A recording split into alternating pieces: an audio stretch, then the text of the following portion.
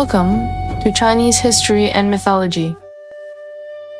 Hey friends, welcome back to Chinese History and Mythology. Let's briefly review the timeline of Chinese history that we have covered so far. Our story began with Pangu creating the world. The stories of Pangu, Nuwa, Quafu, Jingwei, and Shennong all belong to the ancient Chinese mythological tradition. These stories helped later generations explain the origins of the world, humanity, the natural order, and agricultural civilization. They also preserved early ideas about floods, the sun, disease, death, and survival. According to traditional Chinese historical records, the Xia dynasty existed from around 2070 to 1600 BCE. Archaeologists often associate the early Tao culture with the Xia dynasty, although the dynasty's exact dates, territory, and form of government are still debated. When we reached the Shang and Zhou dynasties, we explored how later literature imagined the fall of the Shang dynasty and the founding of the Zhou dynasty through the story of Fangshen Yanyi. Fangshen Yanyi was written during the Ming dynasty, but its story takes place more than 2,000 years earlier. For this reason, the novel and actual history need to be understood separately. The Western Zhou dynasty lasted from 1046 to 771 BCE. After the Zhou royal court moved east in 770 BCE, China entered the Eastern Zhou period.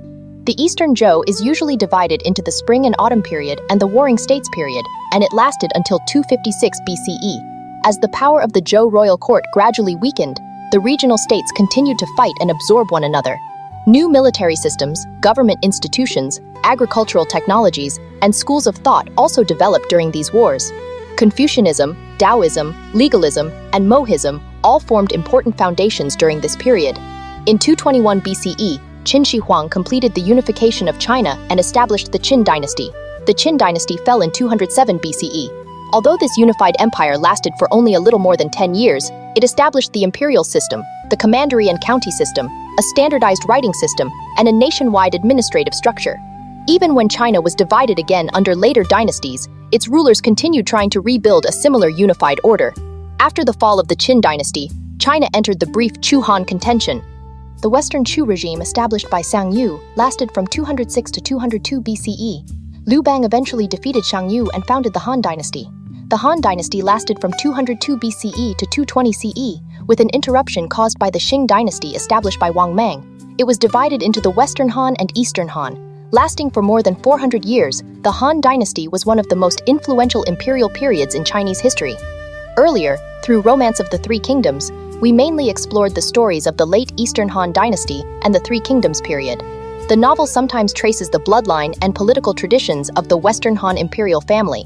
For example, Liu Bei claimed to be a distant relative of the Han imperial family, and this claim became an important political basis for his establishment of Shu Han. In 220 CE, Cao Pi replaced the Eastern Han dynasty and established Cao Wei.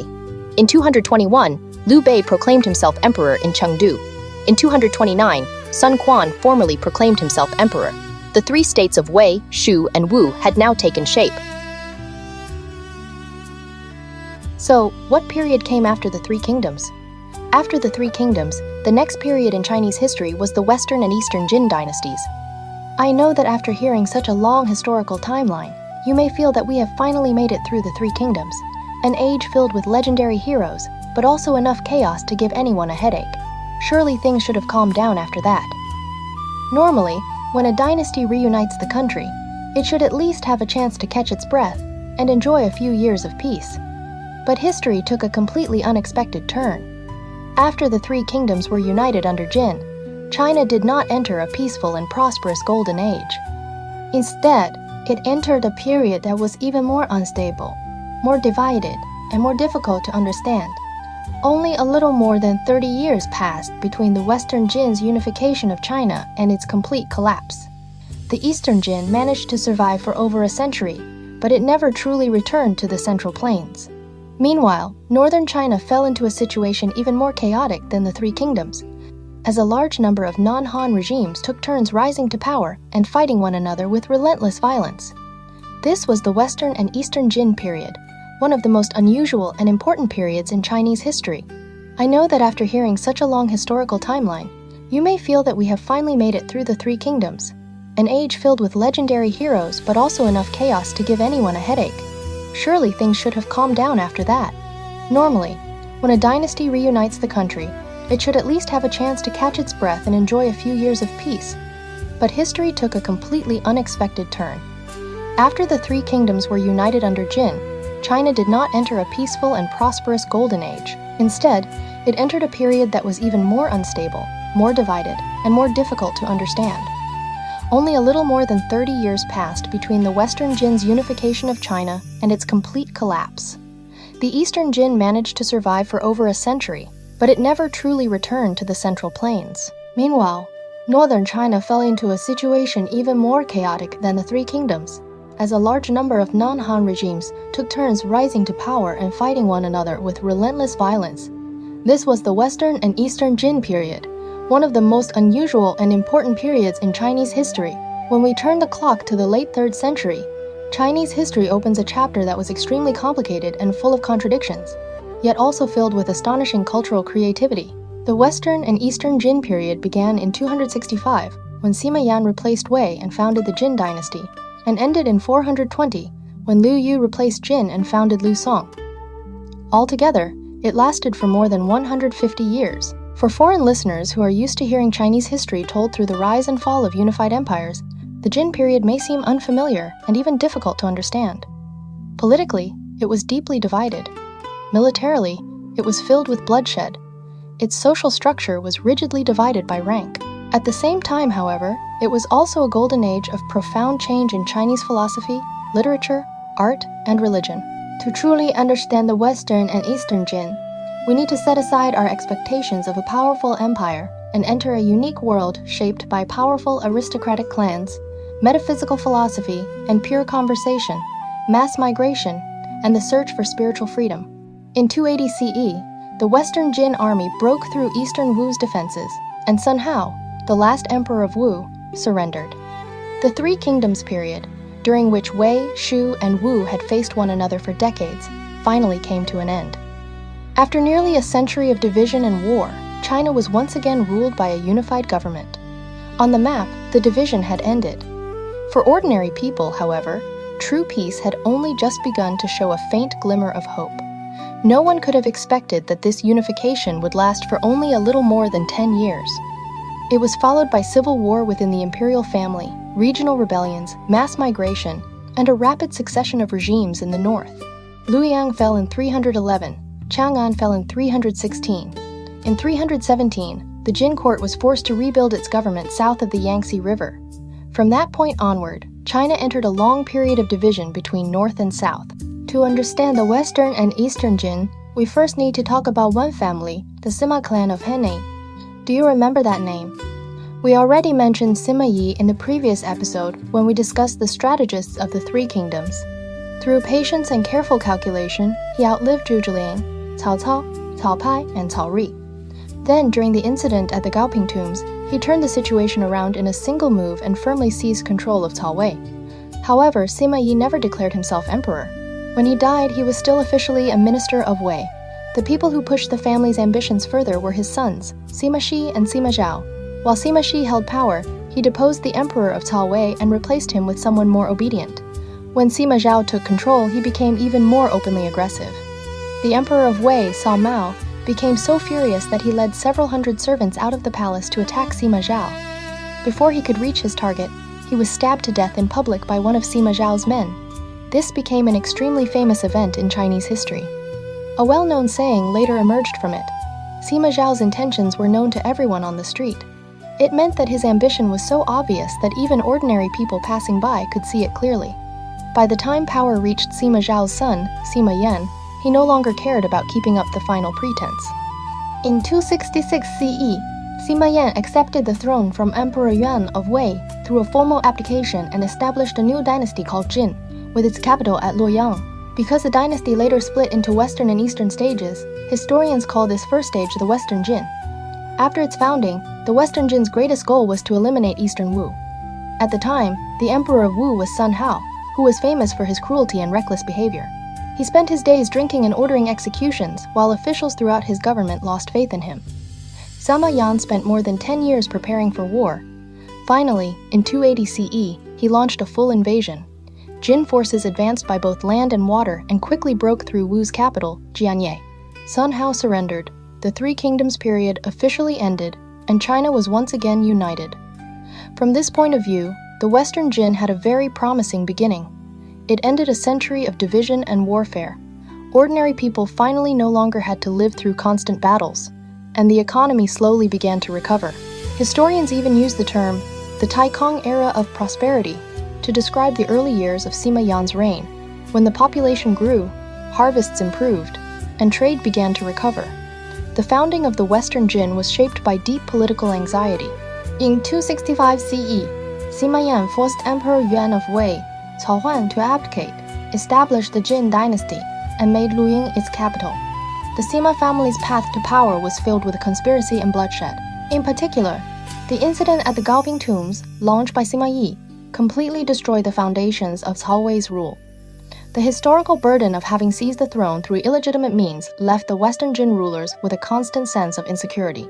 To strengthen the rule of the Sima family, Emperor Wu of Jin, Sima Yan, adopted two disastrous policies.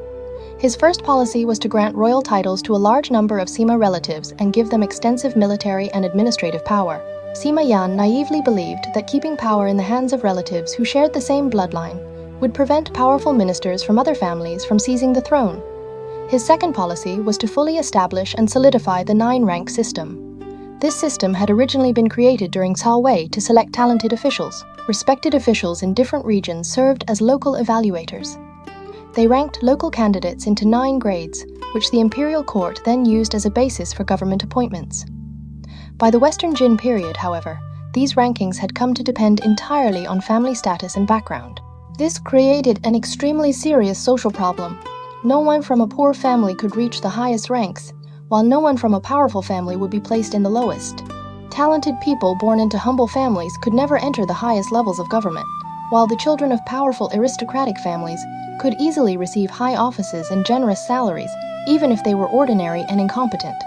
This system completely fixed the social classes in place and created a large, closed group of powerful aristocratic clans.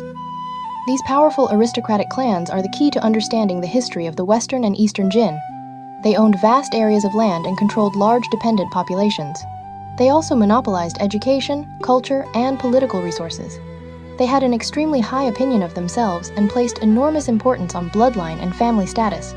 Even in daily social situations, the arrangement of seats and the choice of marriage partners were controlled by strict rules of rank. This extreme class division filled Western Jin society with hypocrisy and extravagance. After Emperor Wu of Jin, Sima Yan, united the Three Kingdoms and defeated Eastern Wu, the country experienced a short period of peace and prosperity. However, this peace did not inspire the ruling class to strengthen the country. Instead, it encouraged them to pursue pleasure without restraint. The famous story of Xi Chong and Wang Kai competing to display their wealth took place during this period. Wang Kai was the uncle of Emperor Wu of Jin. When Wang Kai washed his cooking pots with malt sugar, Xi Chong used candles as firewood. Wang Kai made a screen of purple silk that stretched for 40 li, so Xi Chong made a 50 li screen from even more expensive brocade. This meaningless display of wealth reflected the spiritual emptiness and moral collapse of the upper class at the time. They no longer cared about governing the country or the suffering of ordinary people. They cared only about physical pleasure and competing through material wealth. However, this unified dynasty had been built on a crooked foundation from the very beginning. The Sima family had seized power through usurpation, so its rulers were especially afraid that someone else might follow their example. After thinking it over, Sima Yan decided that one important reason for the fall of Cao Wei was that the imperial family had possessed no real power. Members of the royal family had been kept away from the political center, so when a crisis came, no one was able to help the emperor. Sima Yan therefore came up with a solution that now seems extremely dangerous. He granted royal titles to members of the Sima family, and these titles were not merely ceremonial. These princes held real power. They controlled armies, territories, and financial resources. Just think about it. Sima Yan had effectively placed dozens of powder kegs inside his own empire, each one ready to explode at any moment. Even worse, the successor he chose was Sima Zhong, who later became Emperor Hui of Jin. He likely had a serious intellectual disability. A very famous story says that during a famine, ordinary people had no food, and many were starving to death. When an official reported this to Emperor Hui, the emperor looked confused and asked, "Why don't they eat meat porridge? If they had no grain to eat, why did they not simply eat meat porridge instead?" This sentence became one of the most famous objects of ridicule in Chinese history. It is still used to describe a ruler who is completely disconnected from reality, and so foolish that his ignorance feels hopeless. Even a ruler of ordinary intelligence would have struggled to control dozens of princes commanding powerful armies. For an emperor like this, the task was nearly impossible. This prosperity built on sand was soon completely destroyed by a brutal civil war known as the War of the Eight Princes. In 290 CE, Emperor Wu of Jin, Sima Yan, died. His successor, Emperor Hui of Jin, Sima Zhong, had a serious intellectual disability. Historical records say that when he was told that ordinary people were starving because they had no grain, he responded by asking, "Why don't they eat meat porridge?" This strange story may have been exaggerated by later generations, but it still reflects how deeply disconnected the empire's highest ruler was from the reality of society. The emperor's inability to govern led Empress Jia Nanfeng and the imperial princes to fight a bloody 16-year struggle for supreme power. Sima Liang, Prince of Runan; Sima Wei, Prince of Chu; Sima Lun, Prince of Zhao; Sima Zhong, Prince of Qi; Sima A, Prince of Changsha; Sima Ying, Prince of Chengdu; Sima Yong, Prince of Hejian; and Sima You, Prince of Donghai. These 8 princes of the Sima family took turns entering the conflict, turning the imperial capital of Luoyang and its surrounding regions into hell on earth. The War of the Eight Princes was far more than a power struggle within the imperial family. It completely drained the Western Jin's strength and destroyed the authority of the central government. Even more dangerously, it broke the fragile balance between the dynasties of the Central Plains and the northern nomadic peoples. During the Han Dynasty and the Three Kingdoms period, military pressure from the Central Plains had led many northern nomadic groups, including the Xiongnu, Xianbei, Jie, Di, and Qiang, to move inside the Great Wall and settle along the frontier. They provided soldiers and labor for the Central Plains governments.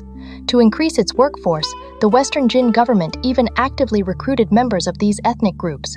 However, after the War of the Eight Princes began, rival princes brought these armed groups into the civil war to strengthen their own forces. It was like inviting wolves into the house. Once the Western Jin's central army had been exhausted by internal fighting, the leaders of these groups, who had previously held subordinate positions, saw an excellent opportunity to seize control of the Central Plains. Here, I need to explain some background for our listeners. Beginning in the late Eastern Han Dynasty, warfare and population decline in the Central Plains caused large numbers of northern nomadic and semi-farming, semi-herding peoples to migrate inward. They mainly settled in areas that are now Shanxi, Shanxi, Gansu, and Hebei. Among them were 5 major ethnic groups, historically known as the 5 Hu, the Xiongnu, Xianbei, Jie, Di, and Qiang. After moving inward, they lived alongside the Han Chinese, gradually learned farming, and began participating in the politics and military affairs of the Central Plains. However, their social status remained low, and they were often treated as cheap labor or cannon fodder. During the internal fighting among the Western Jin imperial family, rival princes tried to win the support of these Hu groups. They gave them weapons, made promises to them, and asked them to fight on their behalf. As a result, these groups became increasingly powerful during the war. Once they realized how weak the central government had become, they were no longer willing to remain supporting players. In 304 CE, the Xiongnu noble Lu Yan declared himself king of Han at Zhugoguocheng, formally beginning the period known as the upheaval of the 5 Hu. The 5 Hu referred to the 5 major northern nomadic groups, the Xiongnu, Xianbei, Jie, Di, and Qiang. Over the following decades, the Central Plains fell into unprecedented chaos and darkness. In 311 CE, Xiongnu forces captured Luoyang, the capital of the Western Jin, and took Emperor Huai of Jin prisoner. This event became known as the upheaval of Yongjia. During the conflict, Luoyang suffered devastating destruction. Large numbers of people were massacred, and the prosperous civilization of the Central Plains was reduced to ruins almost overnight. In 316 CE, Xiongnu forces captured Chang'an and took Emperor Min of Jin prisoner. The Western Jin officially came to an end. From the time Sima Yan replaced Wei and founded Jin to the fall of the Western Jin, this dynasty, which had once united the country, lasted for only 51 years. Its period of genuine peace was even more painfully brief. Faced with the advancing cavalry and brutal massacres of the northern nomadic groups, the Han Chinese of the Central Plains, especially the powerful aristocratic clans with education, wealth, and political influence, began a migration on a scale never before seen in Chinese history. This migration became known as the Southern Migration of the Robes and Caps. In ancient China, robes and caps represented the clothing of scholar officials and later came to symbolize civilization and the aristocratic class. Millions of northern Han Chinese families crossed the rough waters of the Yangtze River and fled to the relatively stable regions of the south. This mass migration completely changed China's population distribution and cultural geography. Before this period, China's political, economic, and cultural centers had always been concentrated in the central plains along the Yellow River. After the migration, large numbers of workers, advanced agricultural technologies, and deep cultural traditions were carried into the Yangtze River region and the lands farther south. This greatly encouraged the development of Jiangnan, gradually transforming the south from a vast, sparsely populated frontier into China's new economic and cultural center. The movement of China's economic and cultural center from north to south was a long process, and the southern migration of the robes and caps during the Western and Eastern Jin period marked the beginning of this historic transformation. While the north was falling into war, the political structure of the south was also undergoing a major transformation. In 317 CE, Sima Rui, a member of the Western Jin imperial family, established the Eastern Jin government in Jiangkang, which is now Nanjing. He did so with the joint support of the southern aristocratic clans and the northern clans that had migrated south. The founding of the Eastern Jin marked the beginning of a long period of confrontation between northern and southern China. However, the political environment of the Eastern Jin was completely different from that of any earlier dynasty. Sima Rui lacked personal authority and depended entirely on the most powerful northern aristocratic families that had moved south, especially the Wang clan of Langya. As a result, the Eastern Jin developed a highly unusual political system, remembered in the saying, Wang and Ma shared the realm. Here, Ma referred to the imperial Sima family, while Wang referred to the Wang clan of Langya, represented by Wang Dao and Wang Dun. Wang Dao served as chancellor at the imperial court, where he managed domestic affairs and coordinated the different political groups. Wang Dun commanded a powerful army in the upper reaches of the Yangtze River and was responsible for military defense. The emperor and the most powerful aristocratic clans formed a delicate balance of power and a system of shared rule. This system of aristocratic politics placed severe limits on the Eastern Jin emperor's power. The emperor functioned more like the symbolic leader of an alliance of aristocratic clans, while real control of the state remained in the hands of several leading families that took turns governing. In addition to the Wang clan of Langya, the Yu clan of Yingchuan, the Huan clan of Chaoguo, and the Zi clan of Chenjun all played leading roles on the Eastern Jin political stage. Although this political structure prevented the emperor from exercising extreme autocratic power, it also made factional conflict a constant part of government. Aristocratic clans frequently fought over power and resources, sometimes even starting civil wars. At the same time, because these families monopolized the highest government offices, men from humble families had almost no path to advancement. This further deepened the divisions within society. What exactly were these powerful aristocratic clans? In simple terms, they were great families whose members had served as government officials for generations, controlled education and culture, and owned large amounts of land and dependent populations. Their power came from family background, rather than personal talent or the emperor's favor. They married into one another's families, recommended one another for government positions, and protected one another's interests, creating a closed and privileged class. Throughout the Eastern Jin's history of more than a century, power remained almost entirely in the hands of a few great families. After the Wang clan of Langya came the Yu clan of Yingchuan, the Huan clan of Chaoguo, and the Zhai clan of Chenjun. These families took turns controlling the government, while the emperor was often little more than a symbol. On one hand, this political structure maintained basic stability in the south and allowed the Eastern Jin to survive for more than a century. On the other hand, it also caused serious internal conflict and weakened the dynasty's northern military campaigns. Every family that came to power placed its own interests first. Whether it supported recovering the Central Plains depended on whether that goal served the family's immediate needs. Yet within this unusual political environment, Eastern Jin culture produced something truly unique. The children of powerful aristocratic families never had to worry about making a living. They also did not need to study as hard as people from humble families who hoped to earn government positions. They had possessed almost everything from birth. As a result, they devoted a great deal of energy to spiritual and intellectual pursuits, especially pure conversation and metaphysical philosophy. Pure conversation was, in simple terms, a gathering of educated men who discuss deep and abstract philosophical questions, such as the relationship between being and non-being, or the relationship between established moral teachings and the natural way of life. They wore wide robes, waved feather fans, and spoke slowly and calmly, placing great importance on elegance, language, and quick wit. From a modern point of view, this culture may seem somewhat disconnected from reality, but it greatly advanced the development of Chinese philosophy and abstract reasoning.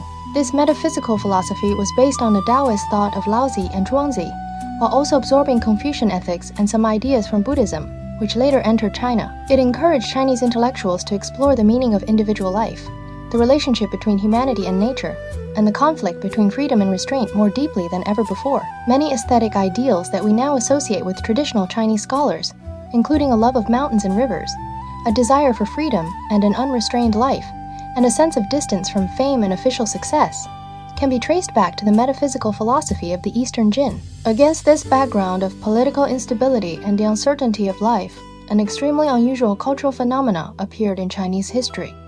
It was so distinctive that nothing quite like it had existed before, and nothing quite like it would appear again. This phenomenon became known as the Wei Jin style. For foreign listeners, understanding the Wei Jin style is essential to understanding the heart of Western and Eastern Jin culture. The Wei Jin style was not a single school of philosophy. It was a way of life, an aesthetic taste, and a spiritual attitude toward a cruel reality. Its main features can be summarized as pure conversation, taking mineral-based medicines, drinking wine, and behaving with complete freedom from social conventions. Pure conversation was the favorite social and intellectual activity of the aristocratic class. Because the political environment was extremely dangerous, even a small mistake could cost a person his life. Scholars no longer dared to discuss specific political systems and strategies for governing the country, as Confucian scholars had done during the Han Dynasty. Instead, they turned their attention to abstract philosophical questions, especially those drawn from the ideas of Laozi and Zhuangzi. They discussed the relationships between being and non-being, between the fundamental and the secondary, and between established moral teachings and the natural way of life. During these conversations, scholars held ceremonial whisks in their hands, spoke with elegance, followed careful logic, and pursued a spiritual state beyond ordinary worldly concerns. Although this fascination with abstract philosophy became disconnected from practical life to some degree, it greatly advanced Chinese philosophical reasoning and contributed to the rise of metaphysical philosophy. Taking medicine referred specifically to consuming an elixir called 5 minerals powder. It was made from 5 minerals: stalactite, purple quartz, white quartz, sulfur, and red mineral clay. At first, people regarded it as a magical medicine that could strengthen the body and extend life. After taking 5 minerals powder, however, the body produced intense heat, while the skin became extremely sensitive and could easily become damaged. To release the heat, users had to wear wide, worn-out clothing instead of tight garments. They also had to eat cold food, drink warm wine, and continue walking. This practice was known as walking to disperse the medicine. Over time, the physical reactions caused by this drug unexpectedly developed into a fashion. Wide robes with large sleeves, wooden clogs, and loose unbound hair became the standard appearance of famous Wei Jin scholars. This behavior may appear decadent, but it was also a rebellion against the strict, rigid, and restrictive Confucian rules that had shaped society since the Han Dynasty. Drinking was another important way for famous Wei Jin scholars to express their emotions and escape from reality. In the stories of the 7 sages of the bamboo grove, drinking was taken to an extreme. The 7 sages of the bamboo grove were 7 famous writers and scholars of the Wei Jin period: Jikeng, Ranji, Shantao, Shangshu, Liu Ling, Wang Rong, and Ran Shan. They often gathered beneath the bamboo trees in Shangyang, where they drank, celebrated, and sang freely. Through these actions, they expressed their dissatisfaction with the dark political climate and their longing for spiritual freedom. To reject a marriage proposal from the Sima family, Ranji remained heavily drunk for 60 days, leaving the person who came to arrange the marriage with no chance to speak. Liu Ling even wrote an essay called Ode to the Virtue of Wine. He declared that he treated heaven and earth as his house and the rooms around him as his clothes and trousers. When other people criticized him, he responded, "Why have you climbed inside my trousers?" These actions may appear absurd, but they conceal deep pain and helplessness. These men lived in an age when they could lose their heads at any moment. Traditional moral values had collapsed, and a new system of belief had not yet taken shape. They could only use alcohol and drugs to numb themselves and find a brief moment of spiritual relief. Among the 7 sages of the bamboo grove, Ji Kang was the most representative figure. He was an outstanding musician and writer, as well as a thinker with a fiercely independent character. He openly rejected the authority of Kings Tang and Wu and looked down on the teachings associated with the Duke of Zhou and Confucius, directly challenging orthodox Confucian ideas. He refused to enter government service. When his friend Shan Tao recommended him for an official position, Ji Kang wrote the famous letter severing relations with Shan Zhuyuan. In it, he listed 7 reasons why he could not become an official and 2 things that he could never tolerate. He firmly drew a line between himself and the Sima government. However, this refusal to cooperate eventually cost him his life. Sima Zhao sentenced Ji Kang to death on fabricated charges. At the execution ground, 3,000 students from the Imperial Academy submitted a joint petition asking for his pardon, but they failed to save him. Before his execution, Ji Kang remained calm. He asked for a chin and played Guangling San. Then he sighed and said, "From this day forward, Guangling San is lost forever." Ji Kang's death became the most tragic scene in the Wei Jin style. It symbolized the destruction of an independent spirit in the face of absolute power. Yet, that destruction also secured his place as an enduring spiritual icon in later Chinese culture. The Wei Jin style was far more than a personal way of life. It deeply influenced Chinese literature and art. In literature, it encouraged the early development of landscape poetry and pastoral poetry. In the arts, it advanced calligraphy, painting, and music. The most outstanding representative was Wang Shiji, whom later generations honored as the sage of calligraphy. Wang Shiji was born into the Wang clan of Lanya, one of the most powerful aristocratic families. He was also a typical Wei Jin scholar, known for his free and easy personality and his lack of concern for minor social rules. In 353 CE, the 9th year of the Yonghai era, during the reign of Emperor Mu of Eastern Jin, Wang Shiji joined Zian, Sun Chuo, and 41 other famous scholars for a grand spring gathering at the Orchid Pavilion in Shanyan, Kuaiji. They sat beside a clear stream and placed cups filled with wine on the water, allowing them to float with the current. When a cup stopped in front of someone, that person had to drink the wine and compose a poem. This became the famous tradition known as floating wine cups along a winding stream. During this gathering, the guests composed a total of 37 poems.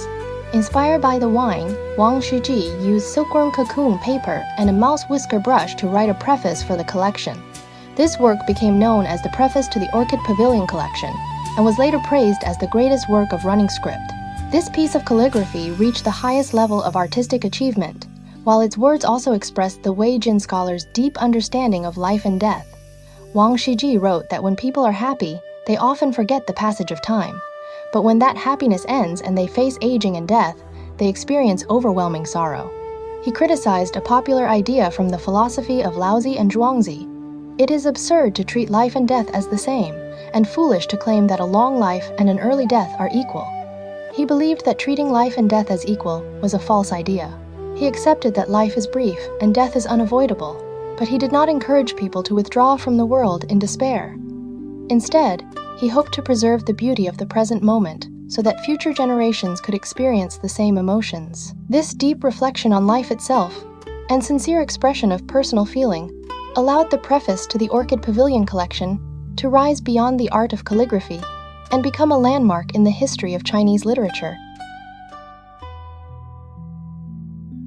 Although Eastern Jin politics was filled with internal conflict, the dynasty showed astonishing resilience when facing outside threats. In 383 CE, the Eastern Jin faced the most serious threat to its survival since the dynasty was founded, the famous Battle of the Fei River. At the time, Fu Jian, emperor of the former Qing in the north, had largely unified northern China with the help of his Han Chinese advisor Wang Meng. Fu Jian was highly ambitious. He led an army set to number 1 million men southward, hoping to destroy the Eastern Jin in a single campaign and reunify the country. Faced with such an overwhelming difference in military strength, the Eastern Jin court fell into panic. Some officials even suggested moving the capital and fleeing. However, the resistance faction, led by Chancellor Xi'an, firmly insisted on fighting. Xi'an was a leading member of the Xi clan of Chenjin. He was both a political leader of the Eastern Jin and a perfect embodiment of the Wei Jin style. During the Battle of the Fei River, Xi'an was playing a game of Go with a guest when a report arrived from the front line. After reading it, he placed it calmly on the couch without changing his expression and continued playing. Unable to contain his curiosity, the guest asked what had happened. Xi'an quietly replied, the younger men have soundly defeated the enemy. His extraordinary calmness reassured the entire imperial court and became a classic example in Chinese history of turning a military victory into an expression of elegance and composure. On the battlefield, the Eastern Jin army, commanded by Szechuan, demonstrated excellent tactical skill.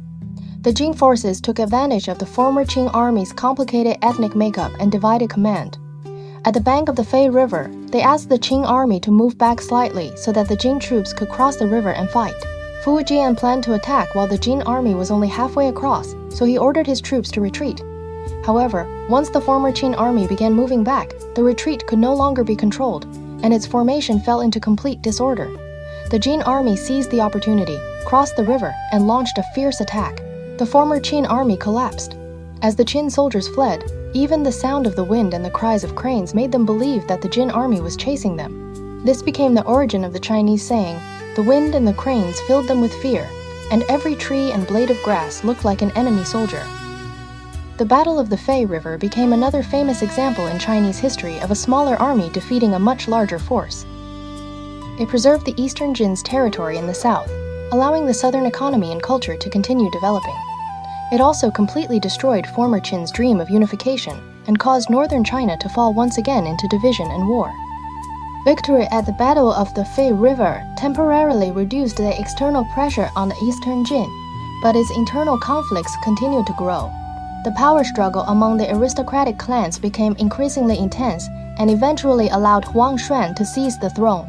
Although Liu Yu quickly defeated Huang Xuan's forces and restored the Jin dynasty, the foundations of Eastern Jin rule had already collapsed. Liu Yu was a military commander from a humble family, and his military achievements allowed him to gain real power. In 420 CE, Liu Yu deposed Emperor Gong of Jin and established the Liu Song dynasty. The Eastern Jin officially came to an end. So how did the Eastern Jin finally fall? After everything we have discussed, the answer came back to the same old problem: internal conflict. After the Battle of the Fei River, the reputations of Xian and Zhechuan reached their height, but this also aroused suspicion among the imperial family and other powerful clans. Xian voluntarily withdrew from the center of power and died soon afterward. Eastern Jin politics then fell into another round of conflict among the great families. The last man standing was a powerful military leader from a humble family named Liu Yu. Liu Yu had no distinguished family background. He climbed to power entirely through military achievements. He suppressed internal rebellions and launched several northern campaigns, at one point reaching Luoyang and Chang'an and recovering large areas of northern territory. Although these lands could not be held for long, no one could challenge Liu Yu's personal reputation or military strength. In 420 CE, Liu Yu decided that the time had come. He deposed the Eastern Jin emperor, took the throne for himself, and changed the name of the dynasty to Song. The Eastern Jin came to an end, and Chinese history entered the Northern and Southern dynasties period. As you can see, the Western and Eastern Jin period was filled with contradictions from beginning to end. It could have become one of the great unified dynasties of ancient China, yet it quickly collapsed because of building flaws in its political structure. Its collapse unexpectedly caused the first large-scale southward migration in Chinese history and helped move the country's economic and cultural center toward the south. Its aristocratic political system was rigid and corrupt, yet it produced extraordinary cultural and artistic achievements. The Eastern Jin survived in only one part of the country and suffered from constant internal conflict. Yet at the Battle of the Fei River, it displayed astonishing unity and stopped the cavalry armies of the north. Northern China experienced one rapid change of government after another, while Han Chinese and Hu people suffered through killing and oppression.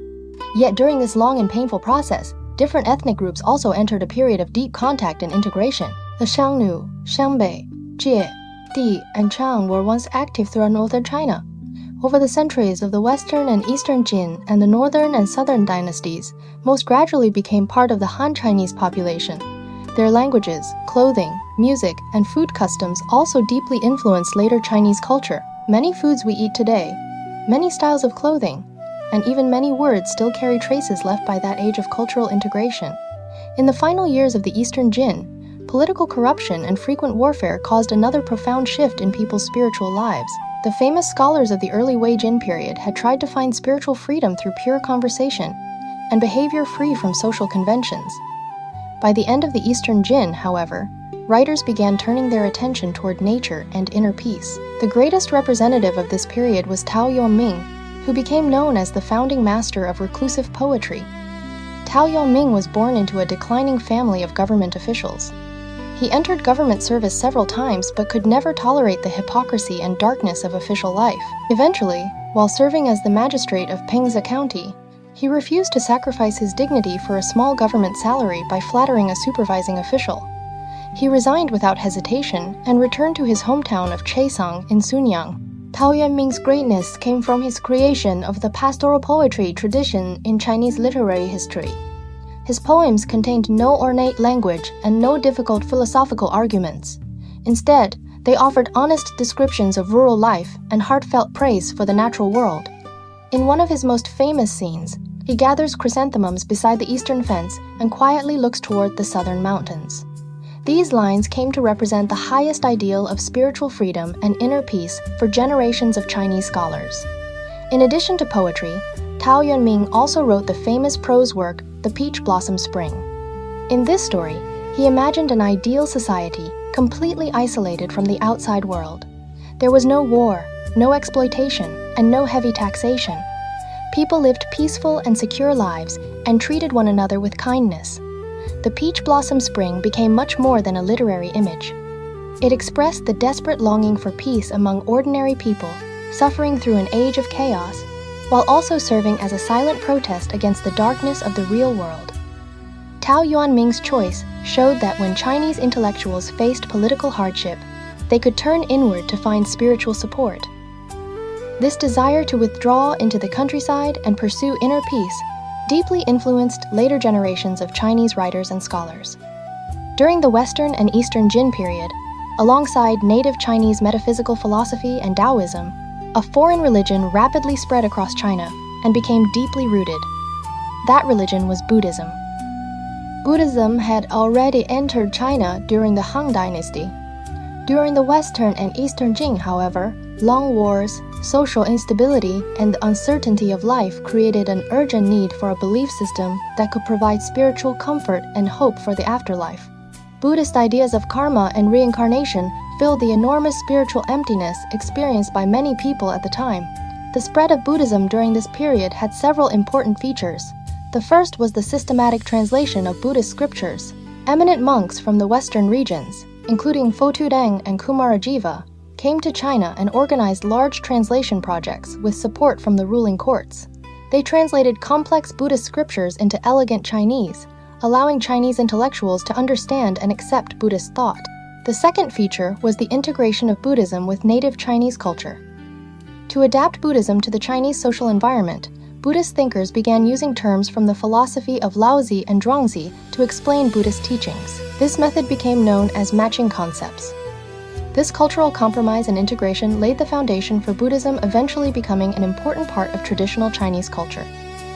This period also produced a great monk who traveled in search of Buddhist teachings, Faxian. In 399 CE, Faxian was already in his 60s when he made the determined decision to leave Chang'an in search of complete Buddhist monastic rules. He crossed vast deserts and snow-covered mountains and traveled to India, the birthplace of Buddhism. He spent many years traveling through India and copying large numbers of Buddhist scriptures before returning to China by sea.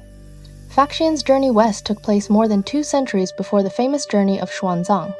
His experiences were recorded in a record of Buddhist kingdoms. This work became both a great religious document and a valuable historical source for the study of ancient Central and South Asian history and geography.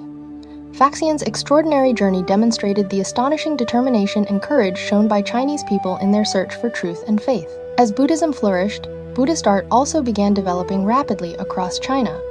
To worship Buddhist images and conduct religious ceremonies, people began carving grottos into cliffs.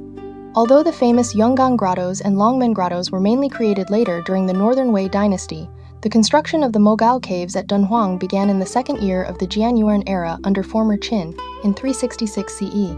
A monk named Lezun saw a brilliant golden light shining over Mingsha Mountain, as though 1,000 Buddhas had appeared before him. He then carved the first cave into the cliff. From that moment, the Mogao caves began a history of construction that continued for 1,000 years.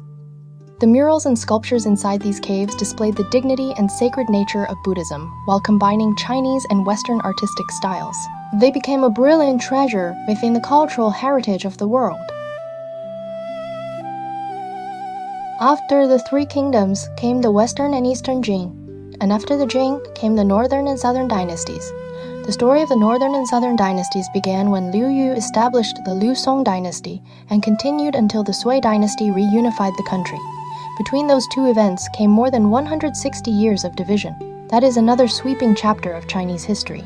Looking back over the 150 years of the Western and Eastern Jin, we find an age filled with enormous tension. Politically, it was divided, unstable, and soaked in blood. The Western Jin's brief unification and rapid collapse, the brutality of the War of the Eight Princes, the dark years of the Five Hu upheaval, and the internal conflict caused by Eastern Jin aristocratic politics all made this period appear extremely fragile and chaotic. Yet within this terrible disorder and suffering, the inner core of Chinese culture underwent a profound transformation. From the founding of the Western Jin in 266 CE to the fall of the Eastern Jin in 420, the two Jin dynasties lasted for more than 150 years altogether. The Western Jin briefly unified the country, but it quickly collapsed because of civil war within the imperial family, an unstable political system, and the growing military power of regional forces. The Eastern Jin survived for more than a century by relying on the Yangtze River defenses, the population that had migrated south, cooperation among aristocratic clans, and the Beifu army. However, it never succeeded in regaining control of the entire north.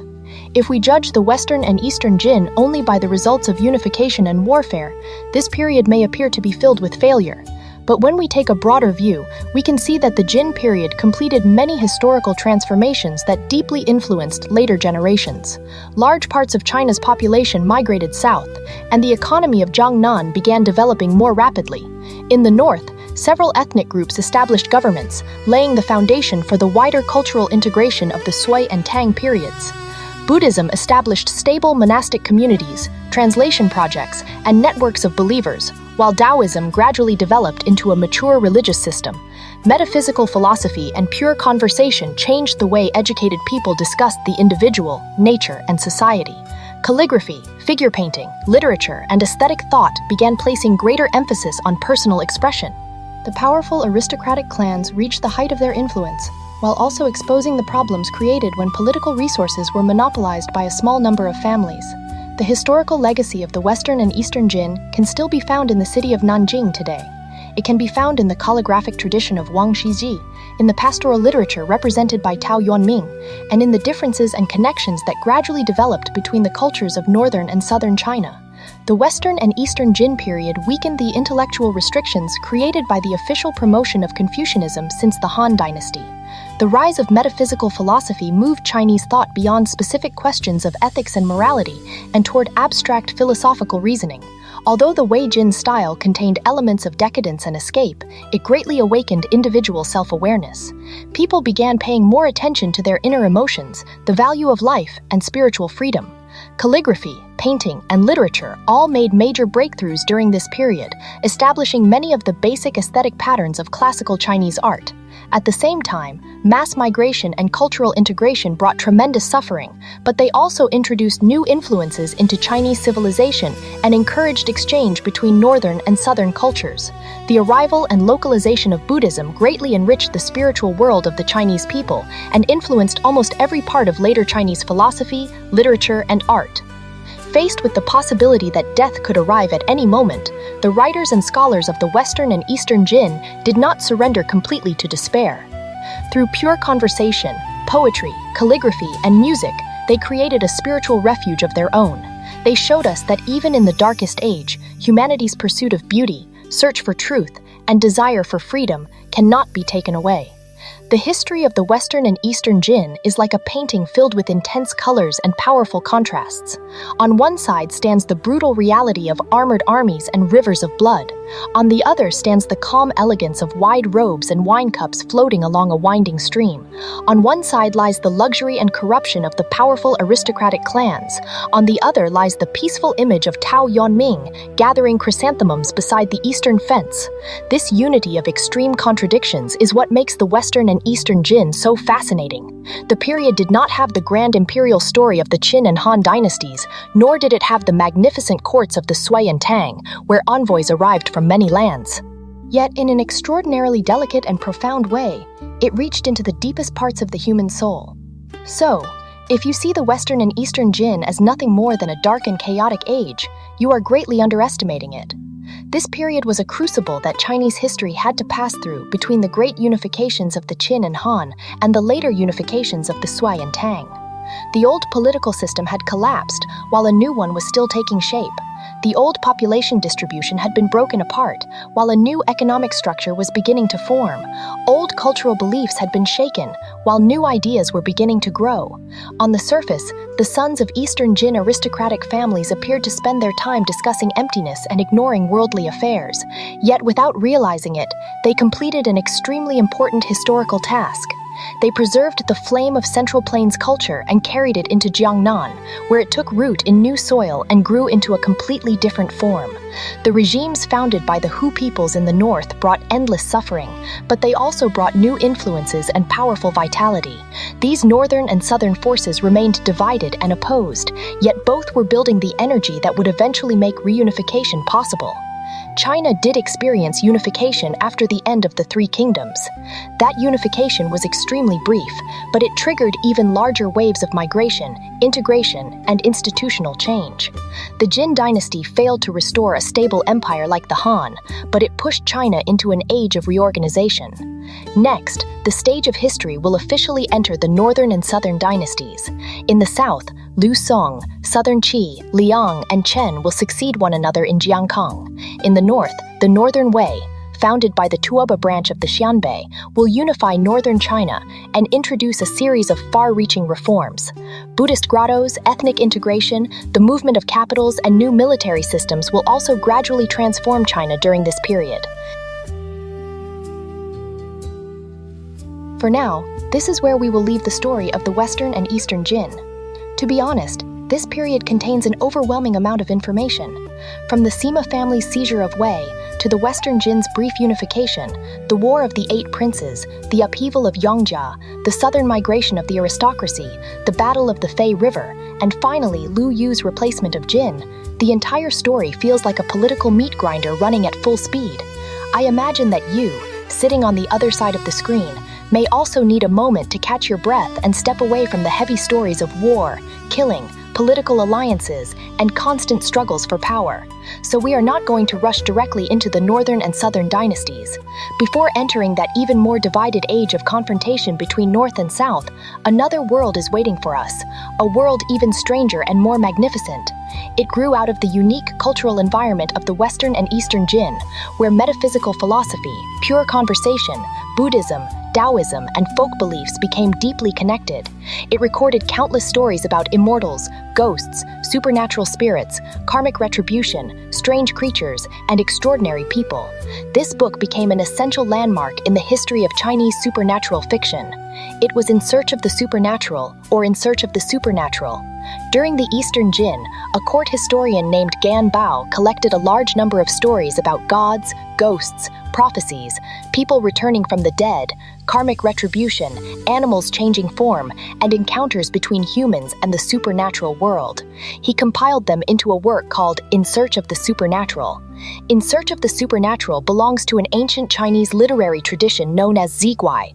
The word ziguai means recording events that are unusual, strange, or impossible to explain through ordinary experience. The book has no single main character and no central plot that runs from beginning to end.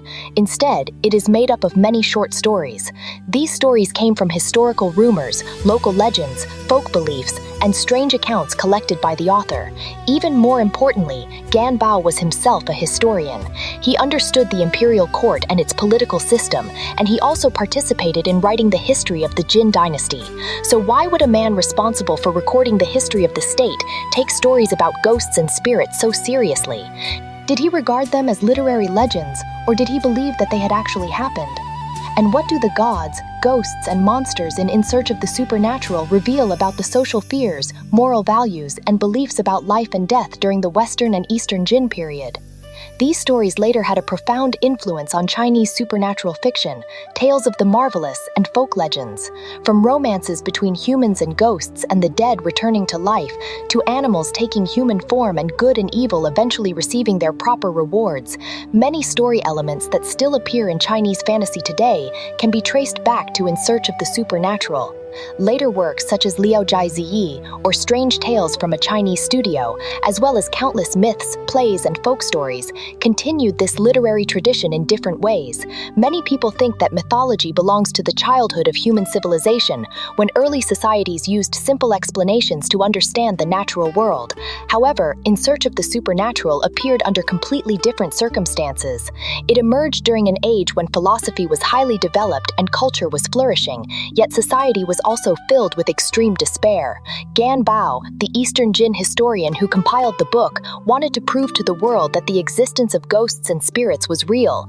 In this book, you will hear tragic love stories that cross the boundary between life and death. You will encounter birds and animals that take human form, along with strange events that break the physical laws of the world. On the surface, these stories are about ghosts, demons, and supernatural creatures. Underneath, they reflect the anxiety people felt about the shortness of life, their desire to cross rigid social boundaries, and their need for fantasy to resolve conflicts that the real world could not solve. In the world of In Search of the Supernatural, humans and ghosts can sit at the same table and drink together. Fox spirits can sacrifice everything for love, dry bones can return to life, and ancient trees can speak. This strange and dazzling imagination became a spiritual refuge that writers of the Western and Eastern Jin created for themselves and for later generations. Why would a historian choose to write ghost stories? That question alone is fascinating. In Search of the Supernatural contains stories about Dong Yong and the Seventh Fairy, the son of Gan Jiang and Mo Ye avenging his father, and Han Ping and his wife becoming trees of mutual longing after death.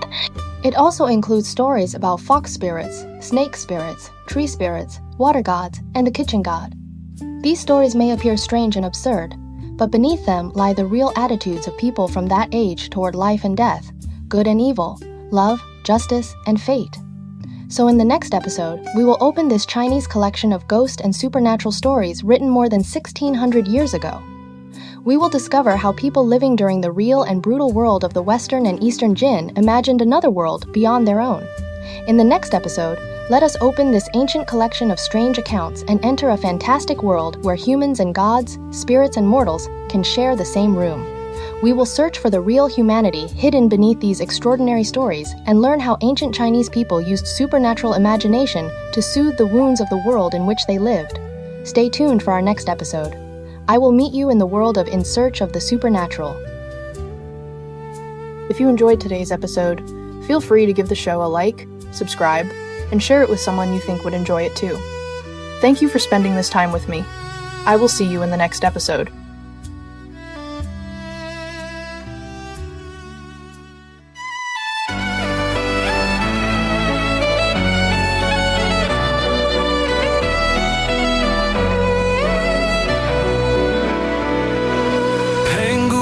The sky in light, knew I healed the broken heart. Fuxi traced the world's design. Every age leaves stories bright. Yaya dynasty shaped bronze. Shang dynasty cast oracle bones. Thou dynasty built right. Qin dynasty forged the great walls. Han dynasty opened Silk Road winds. Three kingdoms dynasty turned war to tales. Jin dynasty led ink and mountains bloom. Sui dynasty carved the Grand Canal. Tang dynasty crowned the world with art. Song dynasty raised learning's flame. Yun dynasty swept the northern plains. Ming dynasty strengthened walls again. Qing dynasty closed an ancient end.